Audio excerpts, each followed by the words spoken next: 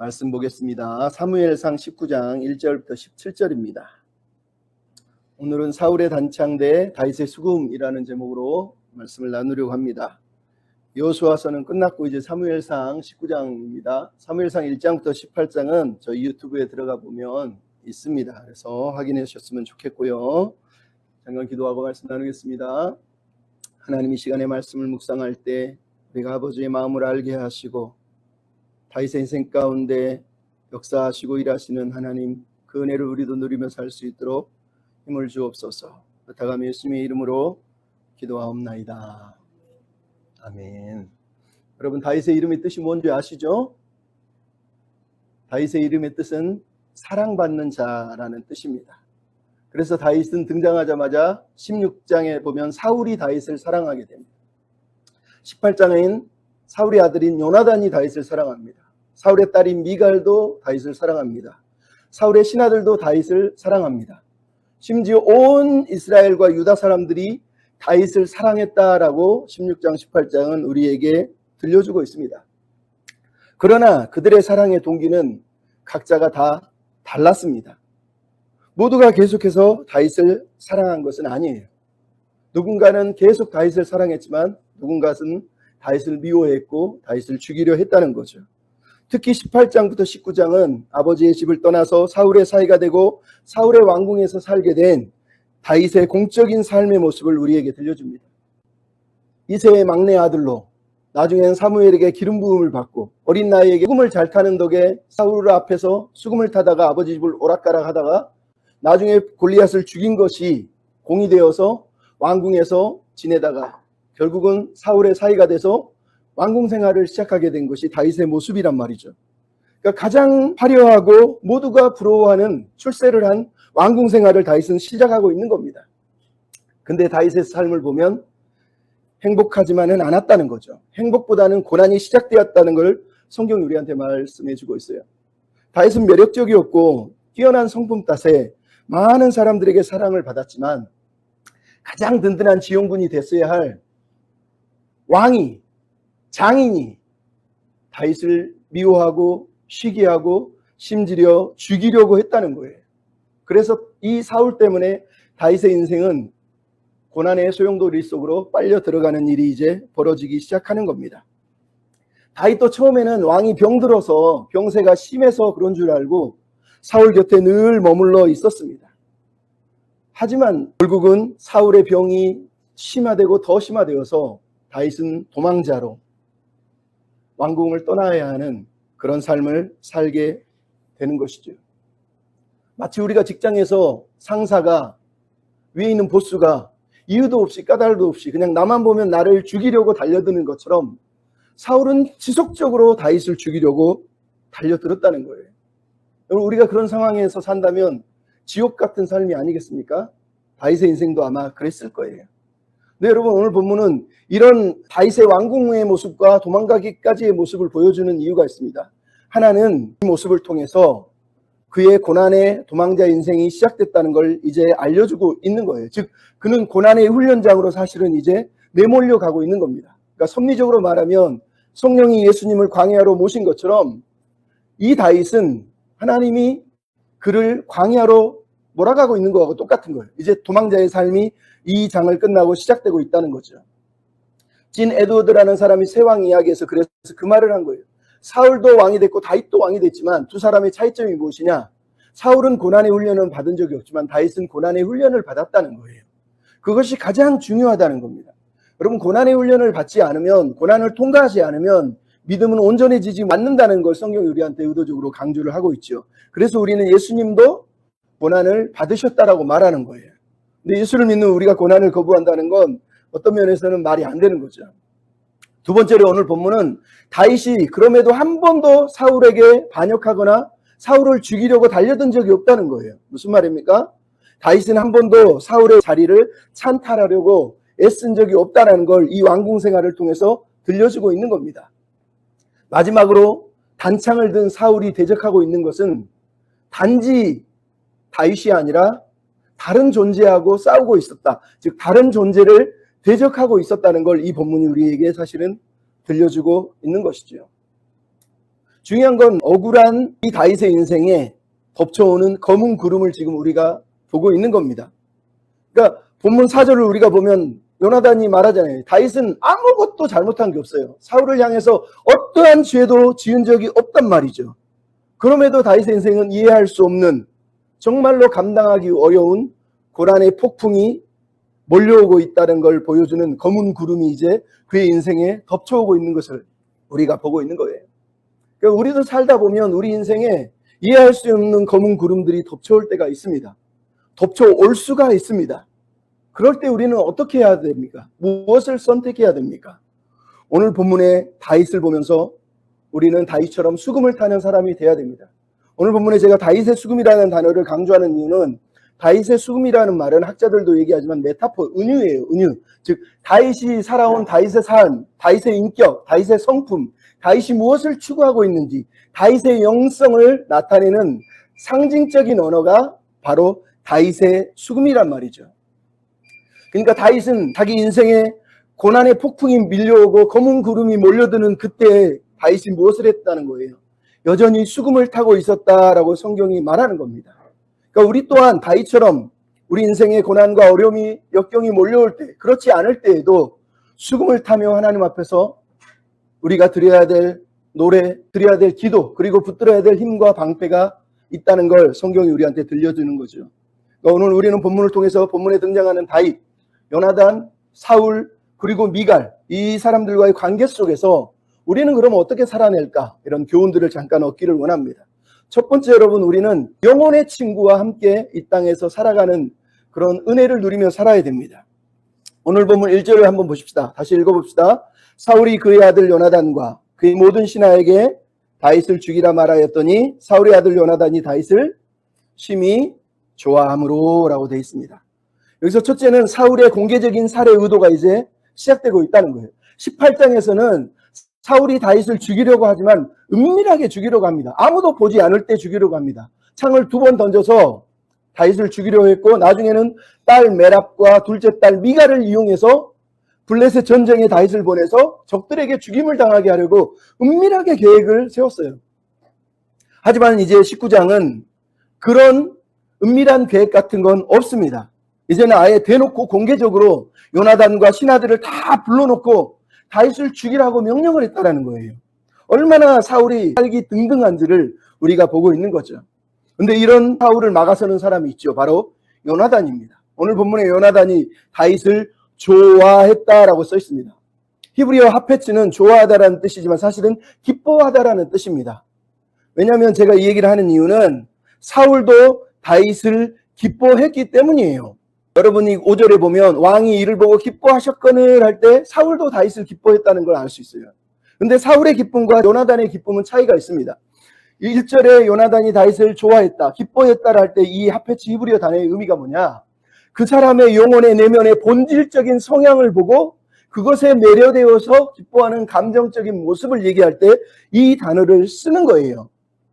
무슨 말입니까? 여러분 18장 1절부터 내용을 보면 18절 1절에 이렇게 써 있어요. 다윗이 사울에게 말하기를 마침에 요나단의 마음이 다윗의 마음과 하나가 되고 요나단이 다윗을 자기 생명처럼 사랑하고 더불어 언약을 맺었다라고 이렇게 말하는 내용이 나옵니다. 즉 요나단이 다윗을 기뻐하는 이유, 사랑하는 이유가 뭐라는 거예요?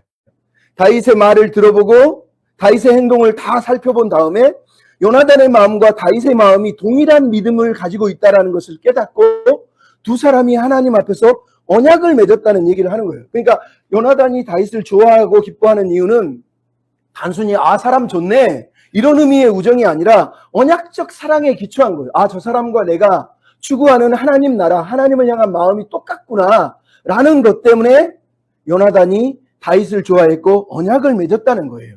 그리고 이제 요나단은 그 언약을 지키기 위해서 애쓰고 있는 것을 2절부터 3절에 보여줍니다.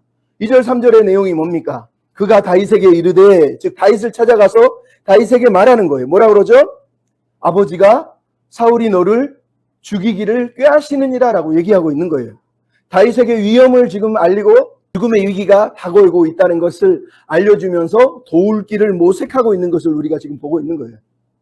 한글은 붙어 있지만 히브리어를 보면 아침에 조심해라, 그리고 은밀한 곳에 숨어라. 두 가지 단어로 사실은 나눠져 있는 것을 알 수 있어요. 즉 아침에 조심하라는 말이 무슨 뜻이겠어요?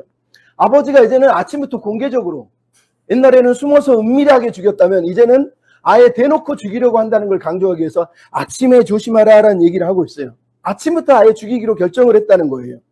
사울에게는 더 이상 숨길 이유도 없고 다윗을 죽이려는 의도를 감출 이유가 없다는 얘기를 하는 거예요. 그리고 나서 은밀한 곳에 숨으라 그랬는데 은밀한 곳이 어디입니까? 3절에 보면 내가 있는 들이라고 얘기합니다. 즉 다윗에게 들에 숨어 있어라라고 얘기하는 거죠. 근데 이게 왜 중요하죠? 네가 있는 들에서 내가 사울 앞에서 공개적으로 아버지께 변호를 할 거란 얘기를 하는 거예요. 그러니까 요나단이 가지고 있는 투명함, 정직함, 진실함이 그대로 묻어나는 거예요.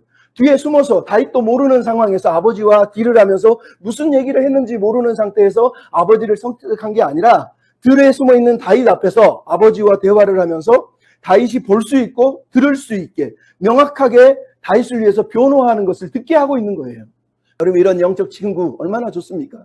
뒤에 숨어서 뒷말하는 게 아니라 떳떳하게 당당하게 내가 너를 위하고 있어를 지금 보여주고 있는 겁니다.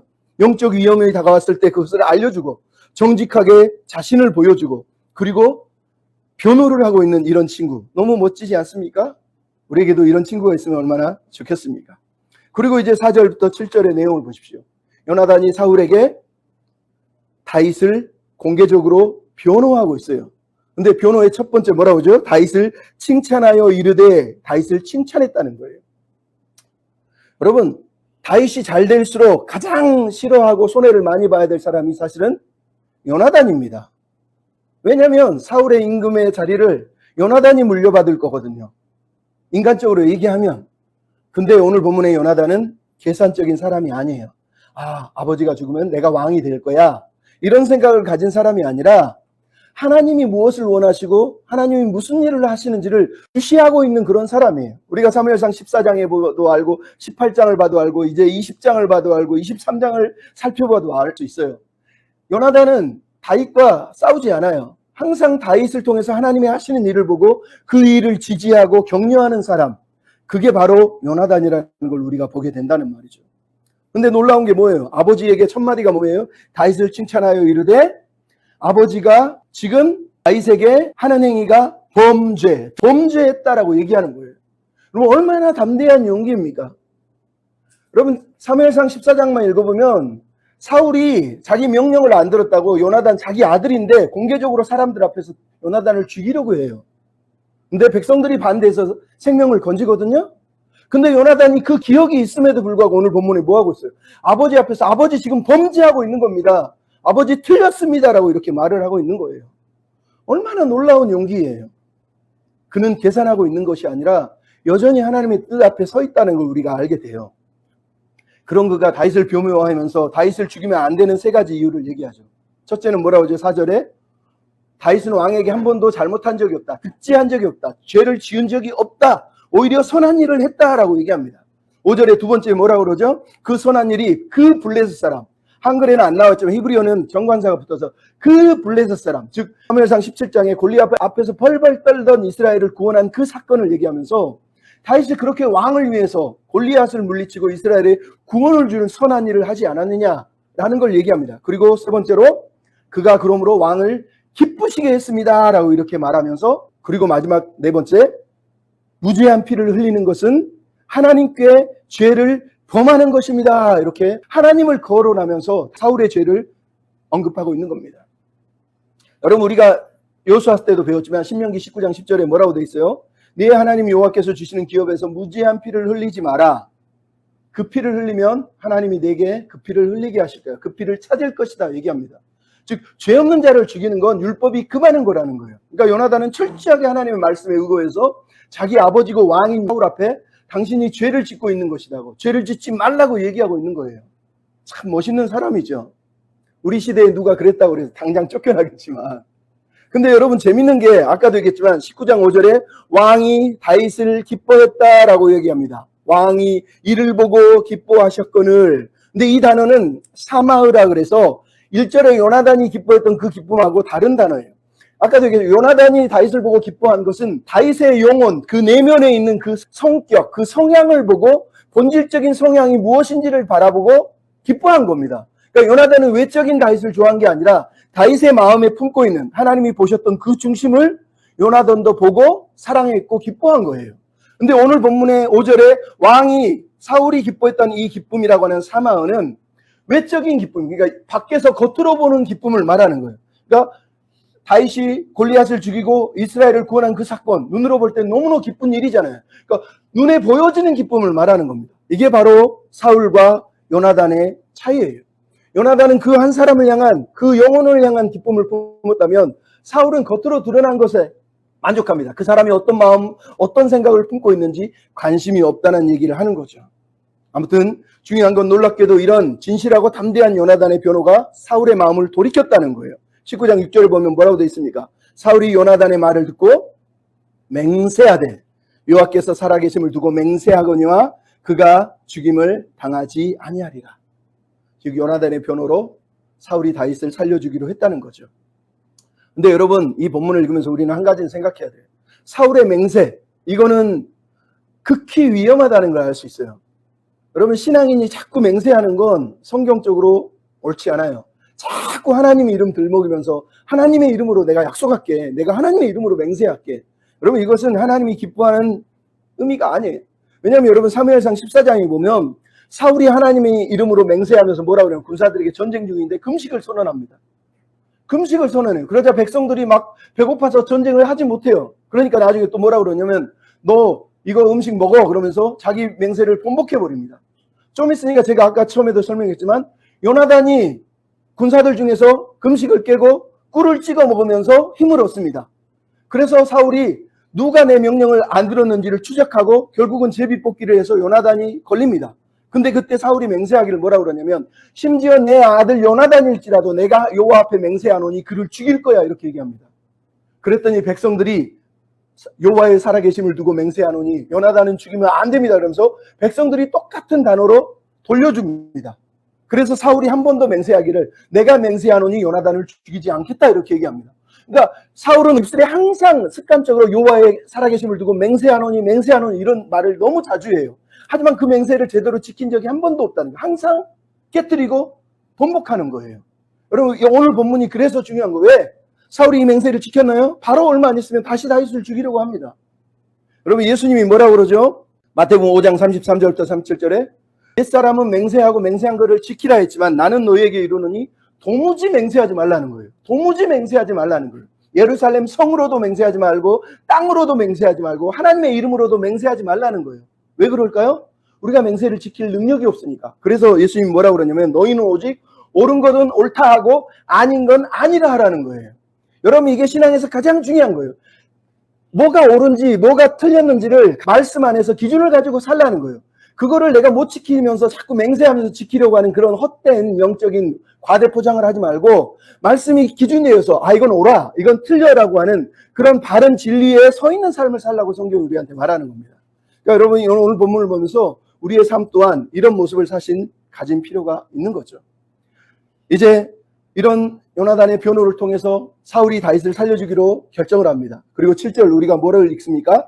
요나단이 다윗을 불러 그 모든 일을 알리고 요나단이 그를 사울에게로 인도하니 그가 사울 앞에 전과 같이 있었더라 얘기합니다. 요나단은 말만 하지 않습니다. 절반까지만 하지도 않습니다. 오늘 본문 뭐라고 했다고요? 모든 것이 해결될 때까지, 즉 사울 앞에 다윗을 데려와서 다윗이 사울 앞에 서서 전과 같이, 여기서 전과 같이가 뭐예요? 9절에 나오죠. 수금을 타는 걸 말하는 거예요. 왕의 병을 치료하기 위해서 수금을 타는 그 직분을 회복시켰다는 얘기를 하고 있는 거예요. 일상을 회복시켜 준 것을 말하는 겁니다. 이게 요나단이 하고 있는 놀라운 일이죠. 얼마나 놀랍습니까? 요나단은 끝까지 다윗을 변호했을 뿐만 아니라 다윗의 자리를 회복시켰다고 오늘 본문이 얘기하는 겁니다. 여러분, 이런 요나단과 같은 친구를 두고 있는 다윗은 행복한 사람이에요. 우리의 영적 성장을 위해, 아니면 저 사람의 영적 성장을 위해서 자신을 내어주고 위험을 경고해주고 때로는 변호해주고 때로는 이끌어주고 항상 투명하고 정직하게 대해주는 사람, 그런 영혼의 친구가 있었기 때문에 다윗은 인생의 폭풍이 몰려오는 그 시간에도 믿음으로 그 자리에 설 수 있었다고 말하는 겁니다. 여러분, 우리 인생에도 어떤 폭풍이 불어올지 모릅니다.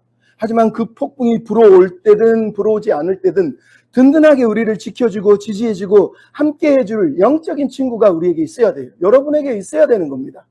내 영혼에 대한 관심이 없고 그냥 오늘 본문 사울처럼 잘했네, 좋은데 즐거운데 외적인 것을 보면서 막 스스로 만족해하고 행복해하는 거, 성경은 그것을 요구하는 게 아니에요. 정말로 영적인 믿음의 친구가 누굽니까?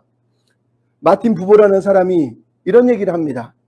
다른 사람을 많이 만나는 것도 대단한 일이지만 우리가 다른 사람들을 위해서 할 수 있는 가장 위대한 일은 그 사람의 깊은 내면에 있는 것을 굳게 다져주는 것이다, 이렇게 말했습니다. 이게 요나단이 하고 있는 일이고 우리가 영적인 친구를 만나고 영혼의 친구를 사귀어야 되는 이유가 여기 있는 거예요. 그냥 같이 만나서 맛있는 거 먹고 재밌으니까 즐거우니까 그런 의미로 만나는 친구 말고 내 영혼을 지지해주고 내 내면에 하나님을 향해서 굳게 설 수 있도록 하나님을 끝까지 붙들 수 있도록 지지해주고 격려해주는 그런 믿음의 친구를 갖기를 성경이 우리한테 요구하고 있는 겁니다. 여러분, 이런 걸 읽으면 우리 시대 리더들이 참 불행하잖아요. 사역의 이유로 수많은 사람들을 만납니다. 그러면서 나 바쁘다고 일하고 있다고 사역하고 있다고 말합니다. 근데 정작 자기 영혼을 돌봐주고 자기 영혼을 케어해줄 멘토는 두지 않습니다. 어떤 사람들은 멀리 있어서 군중 속에서 위로를 받으면서 자기에게 개인적으로 찾아와서 이루어질 영적인 친구는 만들지 않아요. 그냥 멀리 있어서 설교 좋네, 저 목사 좋네. 그래서 멀리 군중 속에 숨어 앉아서 그러면서 위로를 받는 사람도 있어요. 참 슬픈 거죠. 여러분, 우리 시대에 이런 요나단과 다윗과 같은 영적인 우정을 갖는 그런 관계들을 여러분이 세워가는 은혜가 있었으면 좋겠습니다. 두 번째로, 여러분, 다윗은 고난 중에도 하나님의 나라의 일을 감당했다는 겁니다. 여러분, 9절 읽어봅시다. 같이 시작. 전쟁이 다시 있으므로 다윗이 나가서 블레셋 사람들과 싸워 그들을 크게 쳐 죽음에 그들이 그 앞에 도망하니라. 여러분, 시간이 얼마나 흘렀는지 모릅니다. 7절과 8절은 갭이 있다는 걸 알 수 있어요. 시간이 아주 많이 흐른 겁니다. 그리고 다시 블레셋이 쳐들어오는 전쟁이 있었다는 거예요. 그런데 이 전쟁에서 다윗이 큰 승리를 거뒀다는 거예요. 크게 쳐서 라고 히브리어를 보면 크게 한 방을 날렸다고 이렇게 써 있는데 강력한 한 방으로 블레셋을 물리쳤다는 얘기를 하고 있어요. 여러분, 이게 왜 중요합니까? 여전히 이스라엘의 대적은 블레셋이라는 걸 강조하는 겁니다. 여러분, 사무엘이 사울을 기름 부으면서 하나님이 뭐라고 얘기하죠? 내가 사울을 이스라엘의 지도자로 삼으리니 그가 내 백성을 블레셋 사람의 손에서 구원하리라, 이렇게 말씀하셨어요. 그러니까 사울의 적이 사실은 누구예요? 하나님의 적이자 사울의 적은 블레셋이다, 이렇게 얘기를 하고 있는 겁니다. 근데 지금 이 적을 누가 물리치고 있어요? 다윗이 물리치고 있어요. 19장 5절에 아까 우리가 읽었죠. 거기서도 똑같이 다윗은 블레셋과 싸우고 있고 오늘 본문도 다윗은 여전히 블레셋과 싸우고 있는 거예요. 이게 무슨 말입니까? 다윗은 피하 구분이 분명하다는 거예요. 누가 내 대적이고 내가 누구와 싸워야 될지를 명확하게 알고 있는 겁니다. 다윗의 대적은 블레셋이에요. 왜? 블레셋은 하나님의 대적이기 때문이에요. 그래서 사울의 사르, 즉 자기를 죽이려고 하는 살기등등한 사울의 위협이 있음에도 불구하고 다윗은 사울과 싸우지 않아요. 모반을 꾀하지도 반역하지도 죽이려고 음모를 꾀하지도 않아요. 왜? 다윗은 항상 그 고난 중에도 먼저 하나님의 나라와 의를 구했다고 오늘 본문이 우리한테 말하는 거예요. 여러분, 그런데 사울은 어떻습니까? 사울은 분명히 블레셋을 쳐서 이스라엘을 구원하라는 왕의 사명을 받았지만 그 사명을 저버리고 다윗을 자기 인생의 주적으로 대적으로 평생 다윗을 상대했다고 말하는 거예요. 18장 29절에 이렇게 써 있잖아요. 사울이 다윗을 주목하여 두려워하여 평생의 다윗의 대적이 되니라. 평생 대적이 됐다는 거예요. 여러분, 나라가 망하든 뭐 상관없어요. 그냥 내 자리를 위협하는 미래 권력만 제거하면 되는 거예요. 이게 사울의 마음이고, 그럼 우리 시대 정치, 현대 정치사가 보여주는 내용이 이거 아닙니까? 나라를 말아먹든 팔아먹든 상관없어. 그냥 내 대적, 미래 권력, 누군가가 내 자리를 차지할 것 같은 그 사람만 죽이면 끝나는 거예요. 그게 이 시대의 정치, 우리가 보고 있었던 그동안의 내용들 아니냐는 거죠. 참 슬픈 거예요. 근데 여러분, 이 이야기를 왜 들려주고 있는 걸까요? 사울의 다윗을 향한 살해의 위협에도 불구하고 하나님이 무엇을 하셨다는 거예요? 하나님은 하나님 나라를 위한 비전과 그 계획을 멈추지 않고 다윗을 통해서 진행하고 계셨다는 거예요. 다윗을 통해서 일하시고 역사하는 하나님의 계획을 막을 수가 없었다는 거예요. 즉 사울이 다윗을 죽이려는 게 1장부터 7절에 나오고 그 다음에 또 나오고 그리고 이어서 또 17절까지 계속 사울은 죽이려고 하지 않습니까? 근데 이 이야기 중간에 뜬금없이 8절이 딱 한 절 들어가 있는 거예요. 하나님은 하나님의 뜻과 계획을 다윗을 통해서 하시기로 결정하셨고 그 일을 계속하고 계신 거예요. 다윗은 그것에 헌신하고 있는 거고 그 누구도 이것을 막을 수가 없다는 겁니다. 비록 형식적인 왕은 사울이지만 실제적인 왕, 하나님 나라의 사역을 하고 있는 진짜 왕은 다윗이라는 것을 이 본문이 우리한테 들려주고 있다는 거죠. 세 번째로 여러분, 오늘 우리도 이 땅을 살아가면서 수금을 멈추지 말아야 됩니다. 그럼 오늘 본문 이제 9절, 10절을 보십시오. 사울이 단창을 가지고 있습니다. 그리고 집에 있는데 여호와께서 부리시는 악령이 그에게 접함으로 다윗을 수금을 탈 때 단창으로 다윗을 벽에 박아 죽이려고 했다. 다윗이 그것을 피하고 도망쳤다라는 얘기를 우리가 듣고 있습니다. 9절에 여러분 사울에게 역사하는 악령을 뭐라 그러죠? 여호와께서 부리시는 악령이라고 얘기합니다. 이 말을 오해하면 안 됩니다. 여호와께서 부리시는 말은 하나님의 섭리 안에 이 일이 일어났다는 뜻이지 하나님이 악령을 지금 움직이고 있다는 뜻이 아니에요. 왜냐하면 사울을 흔드는 악령의 정체가 사무엘상 16장 14절 15절 그리고 18장 10절에 보면 나옵니다. 뭐라고 되어 있죠? 여호와의 영이 사울을 떠나자 여호와께서 부리시는 악령이 그를 번뇌케 한지라. 악령이 그를 번뇌케 한지라 라고 얘기합니다. 그랬더니 다윗이 수금을 타면 그 악령이 잠시 떠났다라고 얘기합니다. 그리고 18장 10절에 보면 그 이튿날 하나님 부리시는 악령이 사울에게 힘있게 내리며 그가 집안에서 정신없이 떠들더라. 막 계속 혼잣말로 주절주절 떠들었다 얘기하는 거예요. 즉 사울의 병이 뭐라는 거예요?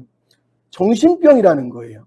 혼자 막 어떤 압박에 의해서 정신적으로 시달리는 그 병을 말하는 거예요. 이 병이 언제 도졌습니까? 첫째는 사무엘상 15장에 보면 사울이 하나님 말씀을 듣지 않자 하나님이 당신을 왕에서 버렸고 당신의 나라를 다른 이웃에게 선한 이웃에게 주셨다고 말한 이유로 사울은 계속해서 자기 자리가 위협받고 있다는 정신적인 압박감 때문에 질병에 들었다는 걸 알 수 있어요. 두 번째는 언제 나옵니까? 18장 7절, 8절, 9절 내용을 보면 다윗이 승리하고 돌아오는데 백성들이 여자들이 사울은 천천히요 다윗은 만만이라 라고 노래를 부릅니다. 그날 이후로 성경은 이렇게 썼어요. 그날 이후로 사울이 다윗을 주목하였더라. 그 이튿날 악령이 사울에게 임하매 사울이 정신없이 떠들더라 이렇게 얘기한 거예요. 사울의 악령 뭐라는 겁니까? 시기심, 비교의식, 열등감, 낮은 자존감이 불러온 정신적인 질병인 겁니다. 자기 자리를 빼앗길까 봐 저놈이 나보다 더 대단하지 이런 계속적으로 상대를 비교하는 비교의식이 이 사람을 질병 가운데 몰아넣고 있었다고 얘기하는 거예요. 그 병이 계속 심해지고 있는 겁니다. 여러분 우리도 마찬가지예요. 살면서 그냥 자기 일 열심히 하면 돼요. 근데 항상 사람을 보고 비교합니다. 저 사람이 나보다 뭘 잘하는지 왜 저렇게 하는지 무엇 때문에 저렇게 하는지 계속 비교하면서 자기 삶을 끌고 가면 이게 정신적으로 너무 스트레스 받고 힘들어요. 이길 수가 없어요. 사울과 같은 삶이 바로 그런 삶이에요. 그래서 사울은 병들었고 자유가 없는 상태에 악령의 지배를 받고 구속됐다고 성경이 얘기하는 거예요. 그런 사울이 오늘 본문에 단창을 들어서 다윗을 죽이려고 하는 거예요. 여러분 사울의 단창은 사울의 삶에 대한 메타포예요. 왜냐하면 이 창은 사울이 지금 가지고 있는 권력, 통치, 힘을 말하는 거예요. 사울은 힘을 숭배하고 권력을 숭배하고 그 권력을 지키기 위해서 애쓰는 사람이라는 건 이 단창을 통해서 말해요. 왜냐하면 사울이 등장할 때마다 사울은 항상 힘을 숭배해요. 여러분 사무엘상 14장에 보면 사울이 사는 동안 이스라엘 전역에 힘 있는 사람, 힘센 사람을 불러 모아서 자기 주변에 뒀다라고 얘기합니다. 심지어 18장, 19장 그리고 22장은 사울이 등장할 때마다 뭐라 그러면 사울이 손에 단창을 가지고 집에 앉아있으니 아니면 기브아의 에셀나무 아래 앉아있으니 라고 이렇게 표현을 합니다. 무슨 얘기입니까? 사울이 나라를 다스리는데 항상 단창을 들고 통치했다는 걸 말하는 거예요. 여러분 이게 왜 위험하죠? 여러분이 신명기서를 보면 율법의 신명기 17장은 이렇게 써 있어요. 누군가가 왕이 오르거든 그 왕은 율법의 책을 평생 자기 옆에 두고 읽어서 마음이 형제들 가운데 교만하지 않고 자아로나 우로나 치우치지 않고 그렇게 살면 이스라엘 자손들 위해서 그 왕위가 장구하리라 이렇게 써 있어요. 즉 사울이 들어야 될 게 뭐라는 거예요? 창이 아니라 하나님의 말씀이었다는 거예요. 근데 사울은 이 나라가 하나님의 나라가 아니라 내 나라라고 믿어요. 그래서 하나님의 말씀의 통치를 받는 게 아니라 내 창으로 이 세상을 이 땅을 다스리겠다 이렇게 생각한 거예요. 그래서 그 나라가 장구하지 못하고 그 나라가 단명한 거예요. 그게 성경이 말한 것을 어겼기 때문이에요. 여러분, 왕위를 지키는 길은 창의 길이 아니라 말씀의 길이에요. 다윗은 그것을 너무 잘 알고 있잖아요. 그래서 여러분, 다윗이 뭐라 그럽니까? 시편 19편에 보면 7절부터 여호와의 율법을 안전하여 영혼을 소생시키고 여호와의 증거는 확실하여 우둔한 자를 지혜롭게 하고 여호와의 교훈은 정직하여 마음을 기쁘게 하고 여호와의 계명은 순결하여 눈을 밝게 하도다.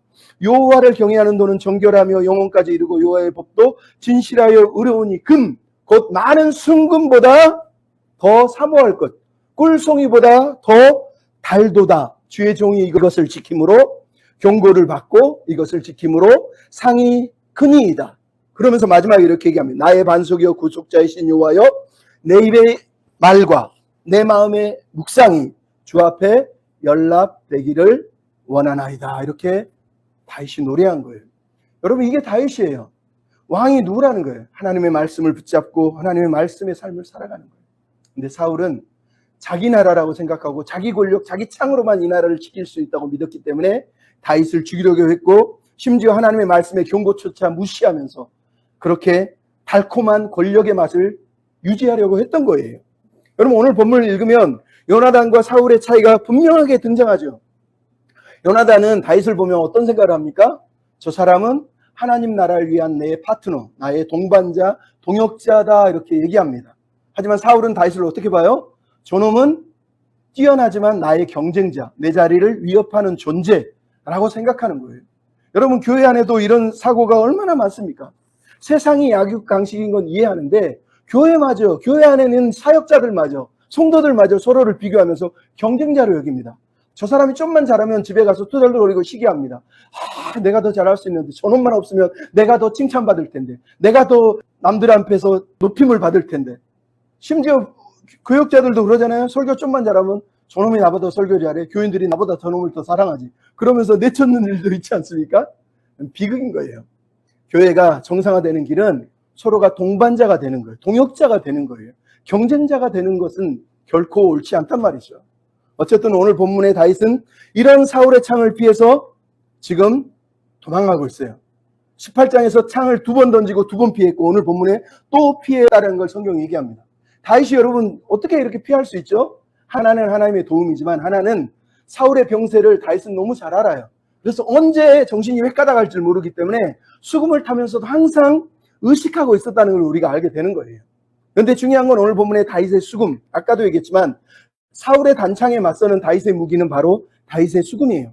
이 수금이 사울을 온전히 치료한 것은 아니지만 그럼에도 다윗은 변함없이 그 자리에서 이 수금을 타고 있다는 걸 성경이 우리한테 사실은 들려주고 있는 거예요. 그러니까 이 수금은 병을 치료하는 도구가 아니라 다윗이라고 하는 사람의 영적인 습관이라는 걸 우리한테 들려주는 거예요. 이해하세요? 여러분, 수금은 단지 왕의 병을 치료하기 위해서 직업적인 은사가 아니라 자신의 영혼을 돌보는 영적인 습관이라는 걸 성경이 우리한테 말하고 있다는 거예요. 다윗이 처음 등장할 때 뭐라고 그러죠? 이새의 아들 다윗은 수금을 잘 탑니다라고 사울의 신하들이 얘기합니다. 그리고 18장 10절에도 다윗이 평일과 같이 수금을 탔다. 오늘 본문도 다윗이 전과 같이 평일처럼 수금을 탔다, 이렇게 얘기합니다. 그럼 이게 중요한 거예요. 다윗은 자기 직업, 달란트, 그것을 공적 사역을 드러내기 위해서 쓰고 있는 사람이 아니라 그냥 자기 자신, 자기 영혼을 지키기 위해서 수금을 타고 있었다라고 얘기하는 거예요. 그래서 그는 왕이 사이가 되기 전에도, 골리앗을 물리치기 전에도 양을 치는 들에서 수금을 타고 하나님을 묵상하고 하나님께 기도하며 살았던 목동이었다고 성경이 말하는 겁니다.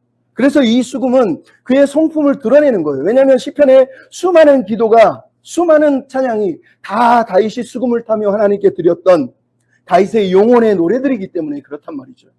우리가 이것을 좀 이따가 살펴보겠지만, 여러분, 은사는 남들한테 보여주기 위해서 하는 게 아니에요. 나를 지키기 위해서 하는 거예요. 하나님 주신 은사의 가장 긍정적인 건 그것이 나를 지켜주기 때문에, 내 영혼을 돌보아주기 때문이에요. 여러분, 여기 반주 피아노 잘하는 분도 있지만 피아노 치는 사람이 가장 복된 것은 피아노를 치는 그 순간 내 영혼이 하나님의 은혜를 누리는 거예요. 그렇지 않겠어요? 그게 하나님이 가장 기뻐하는 거예요. 다윗은 남을 위해서 사역하는 사람이 아니라 자기 영혼을 돌보는 그 습관을 지켰다는 걸 성경이 우리한테 말하는 거예요. 여러분, 그것을 먼저 기억하시기를 바랍니다. 그리고 이제 네 번째로 우리는 미갈의 이야기를 듣습니다. 이 본문이 말하는 건 역기능적인 상황을 해결할 수 없을 때는 떠나라는 거예요. 여러분, 11절부터 17절 내용을 보십시오. 사울이 다윗을 죽이려고 합니다. 다윗이 피합니다. 어디로 피했어요? 자기 집으로 갔다는 거예요. 도망갔는데 자기 집이래요. 근데 자기 집이 어디겠어요? 미갈, 사울의 딸하고 같이 사니까 당연히 왕궁에서 가깝지 않겠어요? 그냥 여기에 피한다는 것 자체가 상식적으로 말이 안 되는 거예요. 근데 그냥 집으로 갔대요. 누가 날 죽이려 하는데 집으로 갑니까? 당장 제일 먼저 찾아올 텐데.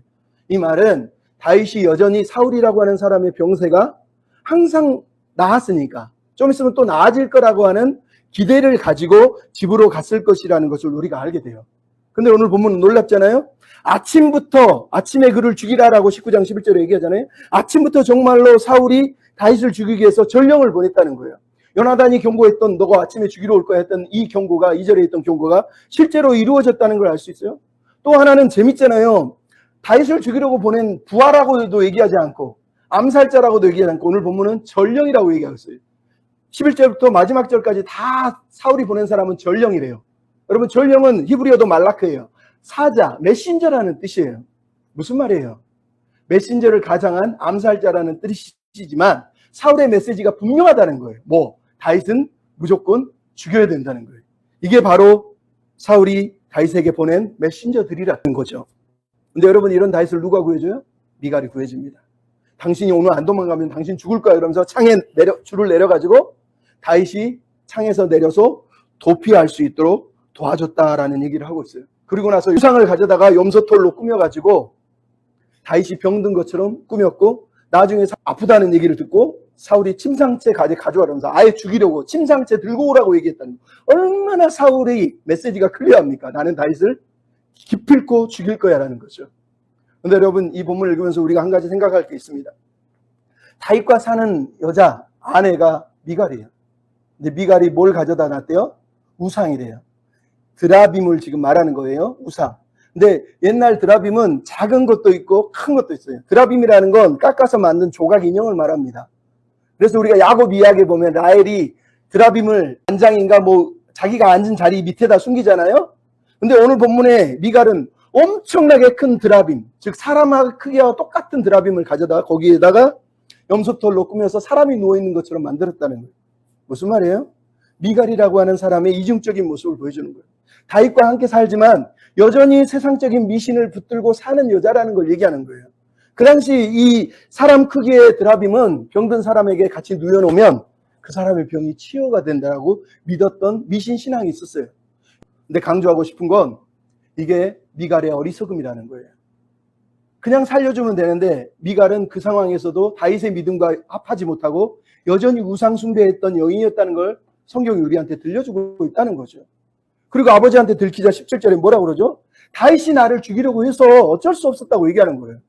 여러분, 이 미갈의 항변이 얼마나 어리석습니까? 왜 어리석냐면 거짓말을 해서 어리석인 게 아니에요. 다윗이 나를 죽이려고 했어요. 아버지가 이 말을 들으면 무슨 생각을 하겠어요?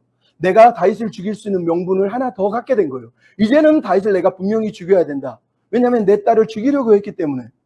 이 일이 벌어진 거 아니에요? 두 번째로 이 말은 사울이 다윗의 아내인 미갈을 다른 사람한테 줘버립니다. 왜 주죠? 다윗이 딸을 죽이려고 했다는 걸 사울은 들었잖아요. 그러니까 너 다윗하고 살지 마 그러면서 이 딸을 나중에 다른 남자한테 줘버립니다. 그래서 여러분, 미갈은 비극적인 운명을 맞이하지 않습니까? 왜 그렇게 된 거예요? 이러지도 못하고 저러지도 못하고 애매하게 중간에서 서성거리다가 그런 일을 당한 거예요. 여러분, 다윗을 사랑합니다. 근데 우상도 섬기고 있어요. 그리고 아버지의 그늘에서는 또 벗어나지 못해요. 왜? 다윗의 처잖아요. 다윗이 도망을 가면 누가 따라가야 돼요? 아내가 따라가야 되는 거 아니에요? 그게 정상이란 말이죠. 근데 미갈은 한 번도 다윗이 당하는 고난 속으로 들어와 본 적이 없어요. 그러다가 결국 아내가 아니라 다른 사람의 아내로 버려지는 일이 벌어졌다고 성경이 우리에게 들려주고 있는 거예요. 요나단은 아들이고 왕자고 아버지와 관계 때문에 아버지 밑에 있을 수 있지만 미갈은 남편이 있잖아요. 남편을 따라서 충분히 고난 가운데 들어갈 수 있었단 말이죠. 근데 어중간하게 애매하게 서서 이러지도 못하고 저러지도 못하고 살다가 불행한 운명에 처하게 됐다라고 성경이 얘기하는 거예요.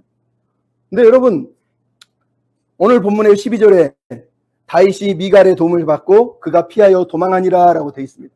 그는 이제 처음으로 도망자의 신세가 됐습니다. 하지만 결국은 이 피난이 본격적인 도망자 생활이 시작되는 지점이 돼버렸어요. 여러분, 근데 중요한 건 다윗의 도피 결심입니다.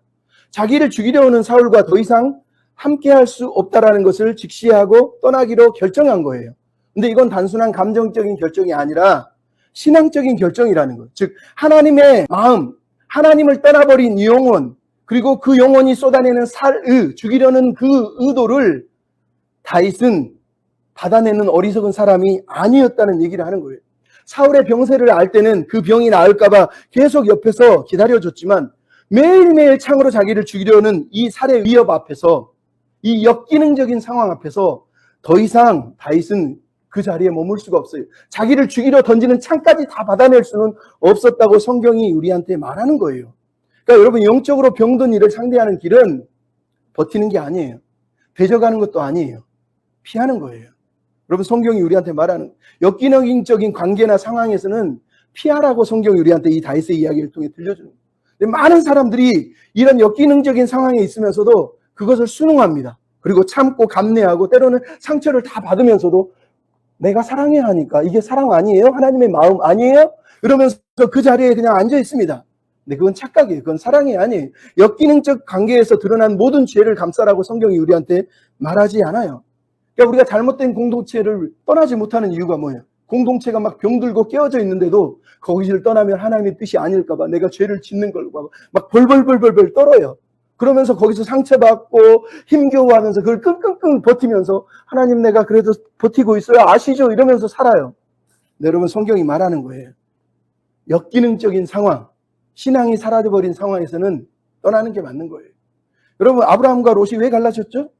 아브라함은 하나님만 보고 사는데 롯은 저 멀리 소할 땅, 애국 같은 땅을 바라봐요. 그게 너무 좋아. 그래서 떠나겠대. 하나님이 떠나라고 말하세요. 하나님은 떠나는 걸 막지 않아요. 여러분, 나중에 보면 이삭이 자기 아들이 에서와 싸우다가 떠나는 걸 보면서 이삭이 야곱을 떠나보내잖아요. 왜? 눈물을 흘려도 떠나야 돼요. 같이 있을 수가 없기 때문에 떠나보내는 거예요. 여러분, 앞에 보면 사무엘상에 보면 사무엘상 15장 35절에 사무엘이 죽는 날까지 사울을 다시는 보지 아니하였다. 그가 사울을 위해 슬퍼했으나 다시는 사울을 만나지 않았다고 성경이 말했어요. 왜 사무엘이 아직도 살아있고 라마에서 선지 학교를 다스리고 있는데 사울을 찾아와서 너 그러면 안 돼 이러면 될 것 같은데 왜 죽을 때까지 평생 안 보죠? 여러분, 그게 하나님의 마음이에요. 병든 영혼을 보며 우리는 아파하고 힘겨워할 수는 있지만 하나님의 뜻을 거역하고 하나님을 대적하고 사람을 죽이려고 달려드는 역기능적 상황에서 할 수 있는 가장 지혜로운 건 떠나는 거예요. 여러분, 다윗이 오늘 본문에 떠나면서 기도했다고 얘기하나요? 사무엘이 사울을 버리면서 기도했다고 말하나요? 이거는 기도할 상황이 아니에요. 왜? 하나님의 뜻을 거스리고 대적하고 하나님과 상관없이 사는 인생을 보면서 하나님 그래도 있어줘야 되나요? 그래도 함께 해야 되나요? 그럼 그것은 그렇게 기도할 내용이 아니에요. 내 영혼이 죽어가고 내 영혼이 파괴되는데 그래도 버텨야 된다. 그건 여러분 하나님의 뜻이 아니에요. 오늘 본문에 다윗이 말하는 거예요. 영적으로 병들고 역기능적인 상황이 된 교회나 리더들에게서는 우리는 떠나야 돼요. 자기 탐욕, 자기 명예, 자기 인기, 자기 성공을 위해서만 교회를 끌고 가는 사람들을 보면, 자기 이념을 위해서 정치 선동을 하는 그런 사람들을 보면 그 교회에서 당연히 떠나야 되는 거예요. 하나님의 꿈도 아닌데 자기를 반대하는 이들은 다 죽여야 된다고 말하는 사람 보면 떠나야 돼요. 사울의 단창을 쥐고 있는 교회, 사울의 단창을 쥐고 있는 리더들을 보면 우리는 떠나야 되는 거예요. 성경이 그것을 우리한테 말하고 있는 걸 여러분이 기억할 필요가 있습니다. 여러분, 그러므로 오늘 마지막으로 결론을 내려고 합니다. 앞에서 다윗의 수금에 대해서 얘기했습니다. 다윗의 수금이 뭘까요? 제가 다윗의 수금을 메타포라고 했어요. 은유라고 얘기했어요. 은유라는 말은 상징이잖아요. 여러분, 다윗의 수금을 성경은 이렇게 얘기합니다. 2절에 보면 요나단이 다윗에게 너 은밀한 곳에 숨어라고 얘기했습니다. 이 은밀한 곳은 베세테르라고 말하는데 다윗은 항상 다윗에게 은밀한 곳이 있었다고 성경이 얘기합니다. 시편 27편 1절부터 시작된 내용을 보면 여호와는 나의 빛이요 구원이시니 내가 누구를 두려워하리요. 군대가 악인이 내 살을 먹으려고 내게 왔으나 나는 실족하여 넘어지지 아니하리라. 여호와께서 한낮 날에 나를 그의 초막 속에 비밀히 지키시고 그의 장막 은밀한 곳에 나를 숨기소서. 너는 여호와를 기다릴지어다. 강하고 담대하게 여호와를 기다릴지어다. 이렇게 다윗이 노래했어요. 여러분, 다윗의 인생에서 가장 은밀한 곳이 어디라는 거예요? 하나님이라고 성경이 말하고 있는 겁니다. 다윗의 수금은 하나님이에요. 다윗의 인생에 폭풍이 불어오는 고난의 날, 억울한 날, 전쟁의 날, 죽음의 위협이 올 때도 항상 다윗은 하나님 앞에 피했고 하나님께로 갔어요. 고통의 날이든 고통이 없는 날이든 전과 같이 평일과 같이 수금을 탄 이유는 그가 하나님께 기도했고 하나님께 찬양했다는 얘기를 하는 거예요. 여러분 시편 59편 부제가 이렇게 써 있어요. 사울이 사람을 보내서 다윗을 죽이려고 그 집을 지킨 때에 다윗이 부른 노래가 기도가 시편 59편이에요. 이 59편 내용을 우리가 잠깐 읽어보고 마칠 텐데 이렇게 써 있어요. 나의 하나님이여 나의 온수에게서 나를 건지소서. 악을 행하는 자에게서 나를 건지소서. 그들이 내 생명을 해하려고 엎드려 기다리고 강한 자들이 모여서 나를 치료하오나 여호와여 나는 아무것도 잘못한 것이 없고 나의 죄로 말미암은 것도 아닙니다. 내게는 허물이 없으나 그들이 달려와서 나를 죽이려고 합니다. 이렇게 기도해요. 그리고 나서 뭐라고 하냐면 하나님은 나의 요새시요 나의 힘이시니 내가 그 힘으로 말미암아 주님을 바라보나이다. 나는 주의 힘을 노래하며 아침에 인자하심을 높이 부르리오니 주는 나의 요새시요 환난 날의 피난처이심이라. 나의 힘이시요 내가 주께 찬송하오리니 하나님은 나의 요새시며 나를 긍휼히 여기시는 하나님이시라. 이렇게 여러분 기도한 거예요. 여러분 다윗의 수금이 뭐라는 거예요? 하나님이라는 거예요. 그가 수금을 타면서 뭘 한 거예요? 하나님께 기도하고 하나님께 노래하고 하나님이 나의 힘이시고 나의 방패시고 나의 피난처시고 나의 노래십니다. 나는 주님만 바라보고 삽니다. 라고 고백했다는 거예요. 여러분 이게 우리의 삶이 돼야 돼요. 고난의 날이 다가오든 그렇지 않든 평일처럼 이전과 같이 동일하게 수금을 타면서 하나님을 의지하고 하나님을 바라보는 그런 저와 여러분이 다 되셨으면 좋겠습니다. 아멘. 우리 주는 나의 찬양 부르고 기도하고 마칩시다. 다윗의 마음을 우리도 생각해 보면서 하나님만이 나의 힘이시고 피난처시고 방패시고 요새십니다. 이런 고백을 드렸으면 좋겠습니다. 하나님이시여 하나님이시여 주는 나의 하나님이시로다. 나의 몸과 마음 주를 갈망하며 이제 내가 주께 고백하는가.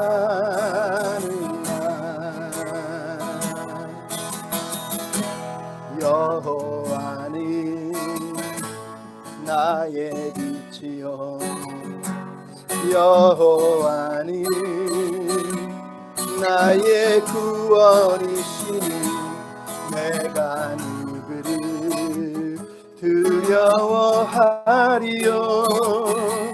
여호와는 생명의 피난처시니 주의 인자가 생명보다 나으므로 내 입술이 여호와를 찬양하리. 내 평생에 주를 찬양하며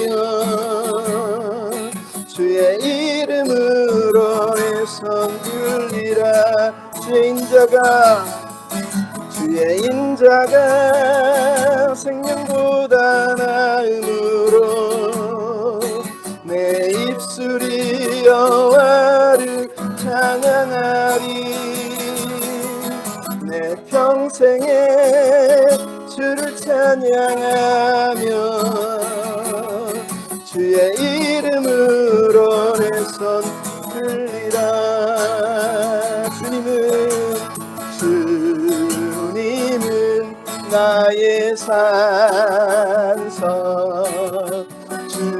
주님은 나의 요새